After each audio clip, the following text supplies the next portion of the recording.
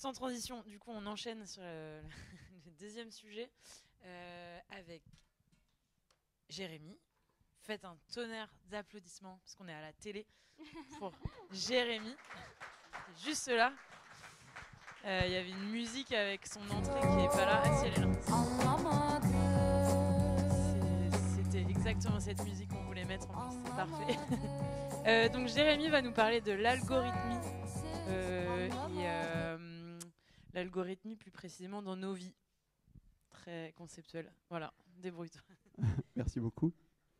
Ouais, on va passer de quelque chose de très pratique dans la vraie vie à des choses un peu plus théoriques. Ça sera peut-être un peu la transition, la pause entre deux sujets qui vous intéresseront déjà et le mien. J'espère que ça se passera bien. Hop là. Ça va bien se passer.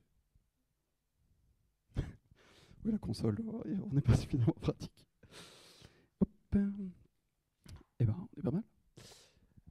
Bonsoir à tous. Je m'appelle Jérémy. Je suis product owner depuis 2 ans en l'occurrence, et je viens de Paris. Donc je sais que ça peut faire un petit peu bizarre et que pour vous, un PO qui vient de Paris jusqu'à Nantes pour vous parler d'algorithmie, ça fait un petit peu kryptonite. Donc restez avec moi, avec un peu de chance, vous allez apprécier. Donc, au sommaire de cette émission, on va d'abord regarder ensemble qu'est-ce que l'algorithmie, l'algorithmie. Tout à l'heure, Chris vous a demandé de lever la main pour tous ceux qui pouvaient être dev. A priori, il y en a quelques-uns. J'étais dev moi-même il n'y a pas si longtemps. Je le suis toujours, puisque depuis que je fais plus de dev parce que je suis PO, j'ai jamais fait autant de projets perso. Et aussi peu de tests accessoirement, mais ça c'est un autre problème. Mais en tout cas, ça m'a amené, par curiosité à la base, à me poser plus de questions sur le code, ce qu'on met dedans. C'est-à-dire, vu qu'on passe notre temps en réalité à faire beaucoup d'algorithmie, on va voir, vous allez commencer à voir le lien, pourquoi ça marche et les contraintes qu'on se met ou qu'on se met pas, surtout de nos jours où on est très loin de l'époque où on était potentiellement limité en RAM, en vitesse réseau, etc. Je ne sais pas s'il y a des dev web dans la salle, sûrement un minimum. C'est moins une contrainte de nos jours que ça l'était il y a 10 ans, 20 ans, etc. Le rapport avec la vie quotidienne, parce que vous êtes peut-être notamment, vous vous êtes dit, cette presse, la vie quotidienne, effectivement, c'est peut-être pas mal. On va voir le lien qu'on peut en tirer, le lien avec les mathématiques aussi.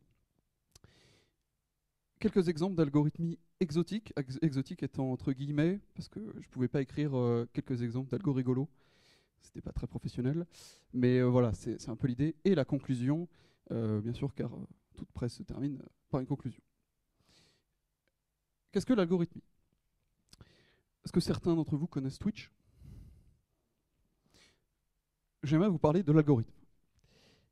C'est la raison qu'en général un joueur donne quand il perd trop souvent. Il se dit, c'est le jeu, il y a un algorithme qui m'oblige à perdre.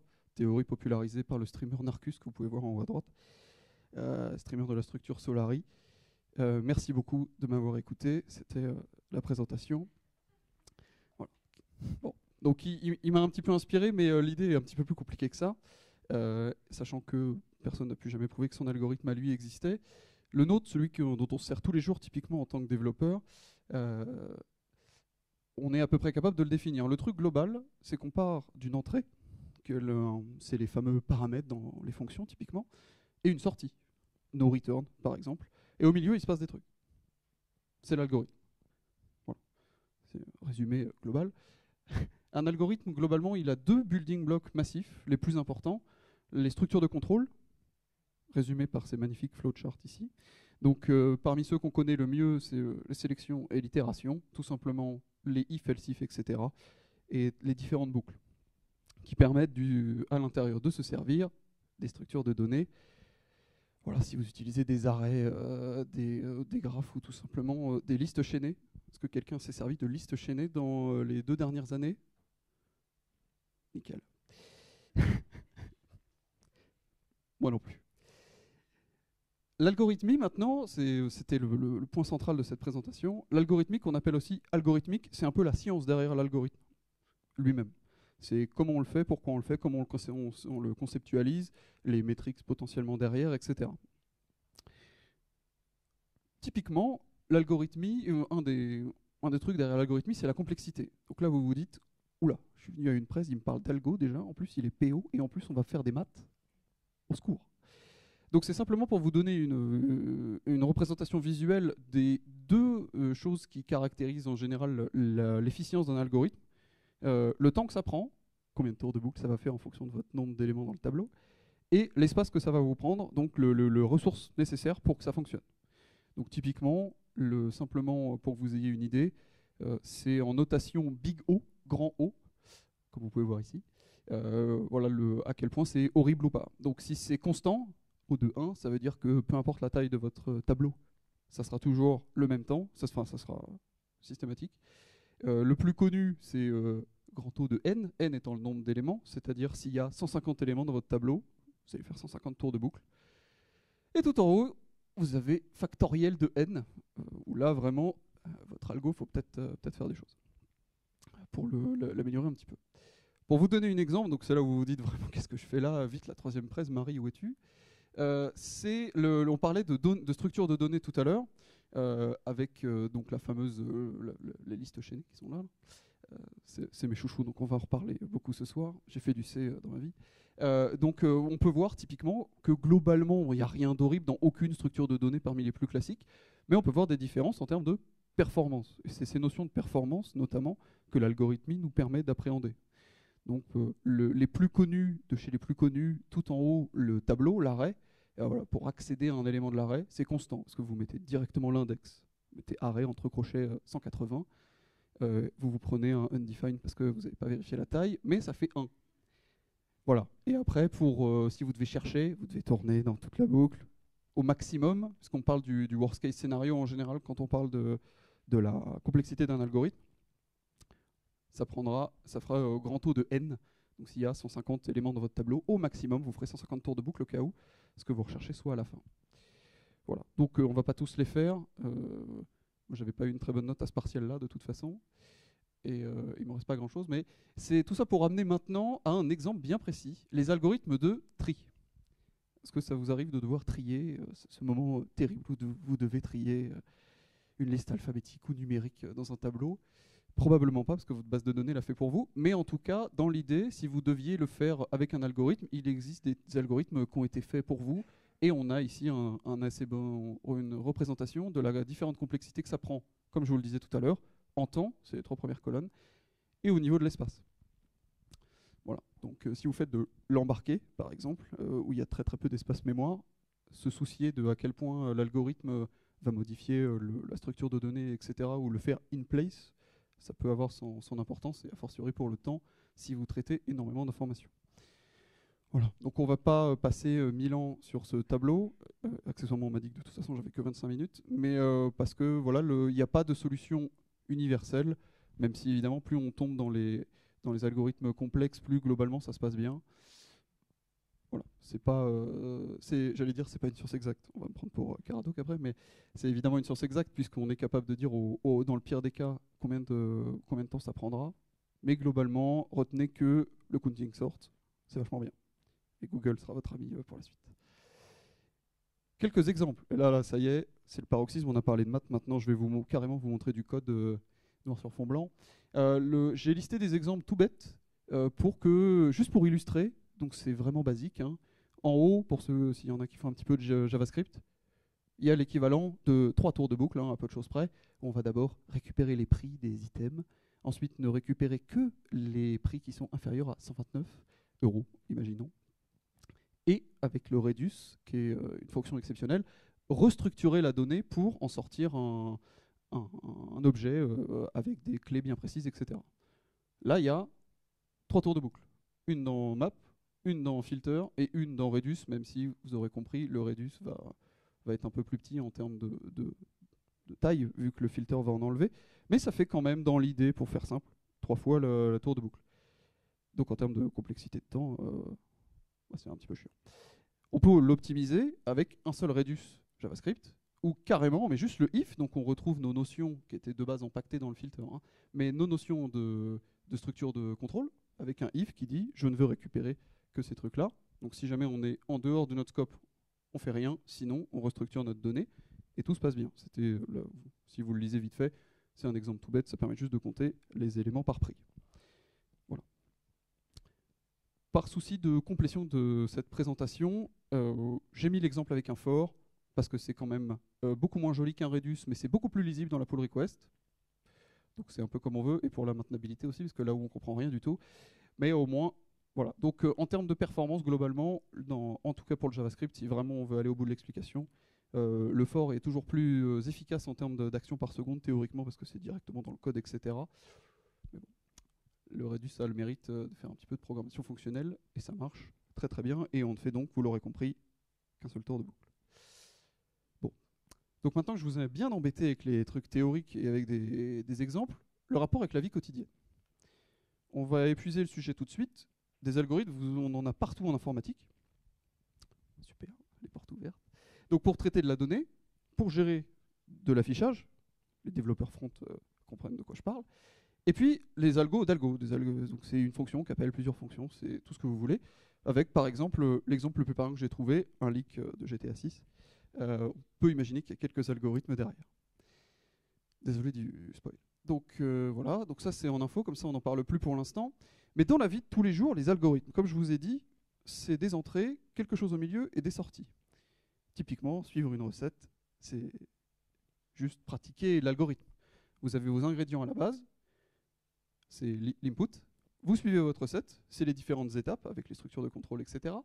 Vous vous assurez que vous avez mis la bonne quantité, que le four est assez chaud, etc. Et puis, en sortie, vous avez votre plat fini. Si tout va bien, il est bon. Voilà. Donc, c'est tiré de l'expérience de quelqu'un. Donc, il n'y a pas de pâte, donc c'est évidemment pas moi qui ai préparé ça. Mais c'est dans l'idée. Si on poursuit la logique, les meubles Ikea à monter soi-même, etc., c'est pareil. Vous partez d'une entrée, les trucs dans le carton.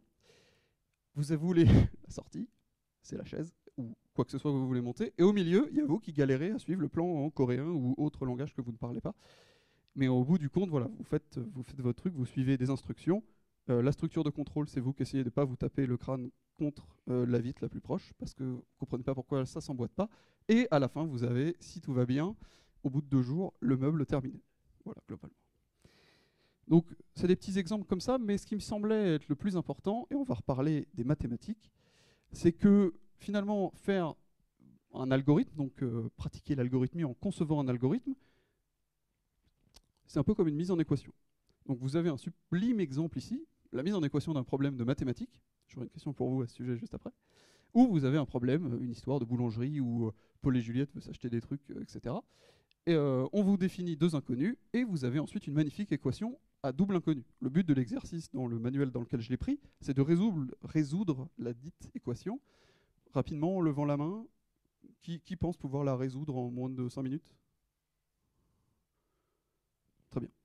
Pour information, c'est du manuel de 3e. Voilà, mais tranquillement. Donc, mais c'est un peu le même principe, c'est-à-dire que donc là, la solution nous était donnée, mais la notion de mise en équation, c'est qu'on prend un problème, on doit établir la relation mathématique entre un texte en français et une formule qui, in fine, permettra de le résoudre. C'est la mise en équation. Bah, au final, on fait la même chose avec la conception d'un algorithme. Donc, avec la magnifique notion qu'est l'arithmétique, on en arrive à la conclusion que concevoir l'algorithme, c'est bel et bien le cœur même de la résolution du problème qu'on fait tous dès qu'on pose la moindre ligne de code. Voilà. Donc, c'est vraiment le principe. Vous noterez que par une mise en abîme proprement exceptionnelle, c'est également un algorithme, puisqu'en entrée, vous avez les prémices de l'hypothèse, au milieu, pourquoi ça marche, et à la fin, la conclusion, évidemment, puisque si si A égale à B et que B égale à C, alors A égale à C. Tout n'est qu'algorithme, je me tue à vous le dire. Bon, on passe au truc rigolo. On va passer au truc qui ont motivé cette présentation, je vais pas vous mentir. Ouais, toute la théorie, tout l'emballage pour arriver au truc marrant. Donc, ce que j'ai baptisé très sobrement la méthode YOLO. Voilà, quand vous vous dites non mais c'est bon, le temps de calcul, la mémoire, etc., ça coûte plus rien, on a des machines de toute façon, il y a 16 Go de RAM dedans, ça va bien se passer. Pourquoi est-ce qu'on s'embête à faire des structures de contrôle, etc., alors qu'on peut lancer 50 millions de simulations en 3 secondes et puis choper la bonne réponse au passage? Je suis parti d'un cas pratique qui m'est arrivé personnellement. j'ai organisé pour mes petits camarades et moi-même un tournoi de Rocket League, jeu vidéo bien connu. Donc il fallait organiser une ligue, machin, sur un mois. Telle équipe devait rencontrer telle équipe, mais donc pas plus de 2 matchs par semaine, mais chaque équipe devait rencontrer tout le monde en 4 semaines, etc. J'allais pas le calculer moi-même, j'ai voulu dev le truc. Sauf que je me suis rendu compte que faire la fameuse mise en équation, prendre l'entrée, transformer pour avoir la sortie, c'était un petit peu chiant. Et au bout d'un temps extrêmement long, à peu près 1 minute 30, vu qu'il n'y avait rien sur Stack Overflow, j'ai pris le problème à l'envers pour se dire, ben, on va générer une infinité de planning en mettant juste au bout un algorithme qui vérifie si le planning match les contraintes. Voilà. Donc ça a donné des recherches successives pour générer des tableaux aléatoires basés sur les entrées. Et puis ensuite, simplement, je vous lis pas le code, hein, parce que c'est pas aussi bien rangé que le code de Chris, j'ai pas du tout envie d'être ridicule. Mais le principe étant que simplement, on vérifie au fur et à mesure, vous voyez le ismax ok, ismin ok, etc. Ça retourne juste vrai ou faux. S'il y a le moins de trucs faux, on passe à la simulation suivante. Et au bout du compte, regardez ce magnifique while. Bon, j'ai quand même mis une limite. Hein. Au bout de 99 ou 999 millions de simulations, on s'arrête et on dit c'est vraiment pas de chance, t'as dû te planter dans les entrées. Mais en général, ça se passait plutôt bien. Voilà. Et puis au bout du compte, parce que l'ego, hein, voilà, on affiche quand même le nombre d'itérations nécessaires. En réalité, en général, en moins de 1000-1500 itérations, il trouvait quelque chose de viable. Juste, c'était vraiment très très bête. Donc là, la complexité de l'algorithme, hein, clairement, c'est le chiffre qui est là-haut. Donc c'est pas du tout optimisé. Ça avait le mérite, par contre, d'extrêmement bien marcher. Tout simplement parce que les ressources coûtaient rien, ni en espace, ni en temps. Parce que ça va tellement vite, l'ordinateur était de toute façon tellement puissant que tout va bien. Maintenant, ma méthode préférée, maintenant, je n'ai pas peur de le dire, j'ai la flemme, bro. C'est se dire que Stack Overflow, c'est pratique pour les cas généraux. Comment on fait pour les cas précis? Eh ben, j'ai demandé à ChatGPT, parce que c'était la mode à une époque, bon, c'était pas perdu. Et du coup, pour le challenge, en l'occurrence, ça à la base, c'était un challenge que je m'étais lancé, essayer de voir ce que ChatGPT pouvait faire vraiment pour moi. J'y ai même été en français, et découvrir avec stupéfaction qu'il répondait en français. Donc le principe, c'était que pour un usage à la con, dans un repère sur une carte, j'avais des points avec des coordonnées XY, et l'objectif, c'était de dessiner à la main, si vous voulez, une heatmap, pour faire simple.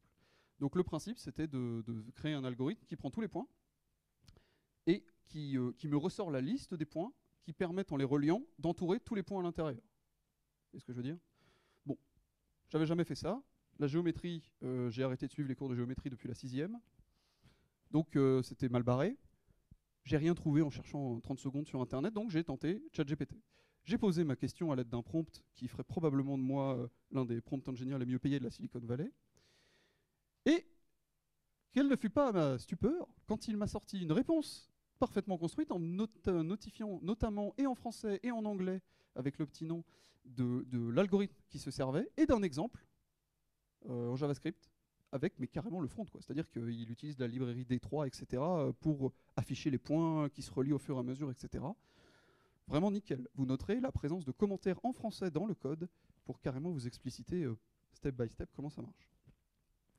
Bon, c'était pratique. J'aurais au moins appris que ça s'appelle l'algorithme de Jarvis, si le problème ce même problème se pose à vous un jour. Le gift wrapping, très bien. Mais j'étais pas satisfait du code, ça prenait 3 km et puis vraiment je voulais pas le render, je voulais juste une fonction. Ça prend en entrée mes trucs, ça me sort mes objets. Donc je lui ai explicité. Je lui ai dit très bien, utilise ton algorithme de Jarvis, la fonction la plus factorisée possible, en lui explicitant la liste des coordonnées en entrée, jusque je veux en sortie. Et il m'a sorti le code que vous avez à droite. C'était nickel. J'ai copié-collé, ça a marché one shot du premier coup. Donc mon front était dégueulasse, mais ça c'est pas la faute de ChatGPT. Mais au moins l'algorithme fonctionnait parfaitement. Bon, un autre exemple très rapide, parce que ChatGPT on a compris. En guise de bonus, à la suite, il fallait qu'en fonction de le nombre de points qu'il y avait dans l'encadré que maintenant ça me donnait, il fallait le colorier avec la bonne couleur si vous voulez. Donc typiquement en RGB CSS, hein, c'était un projet web. Donc voilà. Et je lui ai simplement demandé une fonction TypeScript qui prend en entrée les trucs, le nombre de points, et qui en fonction de ce nombre entre 1 et 100, il suffit ensuite d'appliquer une règle de 3, qui me donne la force de la couleur j'avais mis quoi? Entre vert clair et rouge foncé. Globalement, il a juste eu un petit peu de mal, c'est-à-dire qu'il mélangeait mes entrées, mais ça c'est c'est du GPT plus qu'autre chose. Donc à force de lui, juste en lui disant c'est pas bon, tu t'es trompé là, il donne l'algorithme de 4 lignes, 3 lignes qui est ici, et qui marche très très bien, que je me serais jamais embêté à faire moi-même, probablement de cette manière-là. Donc ChatGPT, moralité, ça marche, tant qu'on lui corrige les erreurs au fur et à mesure, et surtout quand on a la flemme, ça marche bien. Voilà, écoutez, on arrive sur la fin, je me remets le sommaire parce que c'est à peu près à cette étape-là de la présentation où je me souviens jamais où on en est. Il nous reste la conclusion. Écoutez, pour cette fois-ci, il n'y en aura pas. Merci beaucoup pour votre attention. S'il y a des questions, évidemment, n'hésitez pas.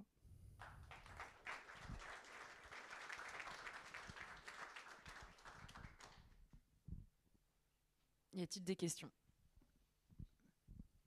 Auquel cas, je donne le micro. Je n'en vois pas. Très bien. Heureusement qu'il n'y en a pas sur les maths. Très complet, c'est pour ça. Merci Nickel. beaucoup, Jérémy. Merci à vous.